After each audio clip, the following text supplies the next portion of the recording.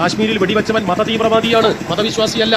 അതുകൊണ്ടല്ലേ കൊല്ലപ്പെട്ട മനുഷ്യന്റെ അടുത്തേക്ക് 2 മുസ്ലിം ചെറുപ്പക്കാർ ഓടി വരുമ്പോൾ അവർ ഉച്ചത്തിൽ ഉച്ചരിച്ചത് ബിസ്മില്ലാഹ് ബിസ്മില്ലാഹ് എന്നാണ്. ഇൻകുലാബ് ഇൻകുലാബ് എന്ന് വിളിക്കണമെന്ന പൂതികൊണ്ടല്ല. എന്താ ചെറുപ്പക്കാര് ഈ മനുഷ്യനെ രക്ഷിക്കാൻ ഓടിയെടുക്കുമ്പോൾ ഉച്ചത്തിൽ ഉച്ചരിച്ചത് ബിസ്മില്ലാഹ് ബിസ്മില്ലാഹ് എന്നാണ്? എന്തുകൊണ്ട് അവർക്ക് അങ്ങനെ കഴിഞ്ഞത്? വെടിവെച്ചവന്റെ മതം ഭീകരതയുടെ മതമാണ്, അത് മതവുമായി ബന്ധമില്ല. വെടിയേറ്റ് നിലത്തു വീഴുന്നവനെ താങ്ങിയെടുക്കാൻ ബിസ്മില്ലാഹ് എന്ന് പറഞ്ഞു വന്നവന്റെ മതം വിശ്വാസത്തിന്റെ മതമാണ്, മറ്റേത് കുടിലതയുടെ മതമാണ്. അതാ പ്രശ്നം. ഒന്ന് പോയിക്കോളി മനുഷ്യ അവിടുന്ന്.